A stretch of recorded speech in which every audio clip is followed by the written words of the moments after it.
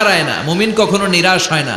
মুমিনের আশা ভরসা একটা সত্তার উপরে। চিৎকার করে বলতে হবে তিনি কে? আল্লাহ। এজন্য পাপ হওয়ার সাথে সাথে আমরা তওবা করব কার কাছে? শয়তান আল্লাহরে বলল, মাবুদ এত জান্নাত বানিয়ে কি লাভ? আপনার একটা বান্দারও জান্নাতে ঢুকাতে পারবেন না। আমারে বানিয়েছেন জাহান্নামী, আমি আমার সর্বোচ্চ চেষ্টা দিয়ে আপনার সবগুলা বান্দারে জামাতে জাহান্নামে নিয়ে একসাথে ঢুকবো। পারলে জাহান্নাম আরো কয়েকটা বাড়িয়ে বানান। আল্লাহ বললেন কেন কেন? শয়তান বলে লা আকুদান্না লাহুম সিরাতাকাল মুস্তাকিম। আপনার বান্দা জামাতে নামাজ পড়তে যেতে চাইবে, ওখান থেকে ধোকার ওয়াসওয়াসা দিয়ে আমি গানের কনসার্টে নিয়ে যাব। তাফসীর মাহফিলে কোরআন শুনতে যেতে চাইবে, ধোকা দিয়ে আমি মদের আড্ডাখানায় নিয়ে যাব। ওয়ালা তাজিদু আকসারাহুম শাকিরিন। একটারেও জান্নাতে ঢুকাতে পারবেন না। চ্যালেঞ্জ দিলাম। আল্লাহ বলল, শয়তান তুই আমারে চ্যালেঞ্জ দেস? আমি তো সব রাজার বড় রাজা, মহারাজা। আমার সাথে তো কেউ চ্যালেঞ্জ দিয়ে টিকতে পারে না। চিল্লা এখন ঠিক কি না? শয়তান তুই চ্যালেঞ্জ দিলি, আমিও তোর চ্যালেঞ্জ নিলাম। ওয়া ইজ্জতি ওয়া জালালি ওয়া ইরতিফাই মাকানি। আমার ইজ্জতের কসম, আমার জালালিয়াতের কসম, আমার মহানত্বের কসম, আমার ক্ষমতা আর দাপটের কসম, আজীবন আমার বান্দা গুনাহ করবে, পাপ করবে, অন্যায় করবে, কোন এক তাফসীর মাহফিলে এসে চোখের পানি ছেড়ে যখন ক্ষমা চাইবে, আমি জীবনের সব গুনাহ মাফ করে দেব।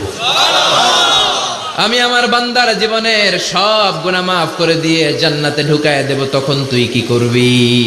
লাগফিরান্না লাহুম মা দামু ইস্তাগফিরুনি। যতক্ষণ আমার বান্দা আমার কাছে ক্ষমা চাইবে, আমি আমার বান্দার জীবনের সব গুনাহ মাফ করে দেব। সুবহানাল্লাহ পড়ে। এজন্য রব্বুল আলামিন বলেন, ইয়া আইয়ুহাল্লাযীনা আমানু তুবু ইলাল্লাহি তাওবাতান নাসুহা। তওবার মতো তওবা করো। তওবার মতো তওবা করলে যত বড় অন্যায় হোক, পাপ হোক, গুনাহ হোক, সব গুনাহ মাফ করে দিতে পারে কে? আল্লাহ। সাইয়েদনা আদম আলাইহিস সালাম ভুল করলেন, শত শত বছর কাঁদলেন। আল্লাহ বললেন, ও আদম কিছু বাক্য তোমারে শিখিয়ে দে, এই বাক্য দিয়ে তুমি আমার কাছে তওবা করো, তোমার তওবা কবুল করে নেব। সাইয়েদনা আদম বললেন রব্বানা, পড়েন রব্বানা যালামনা আনফুসানা ওয়া ইল্লাম তাগফির লানা ওয়া তারহামনা লানাকুনান্না মিনাল খাসিরিন। ও আল্লাহ আমি জুলুম করেছি নফসের উপর, ভুল করেছি, অন্যায় করেছি, অপরাধ করেছি। আপনি যদি ক্ষমা না করেন আমি শেষ হয়ে যাব। লানাকুনান্না মিনাল খাসিরিন, আমি ক্ষতিগ্রস্তদের মধ্যে শামিল হয়ে যাব। ঠিক কি না?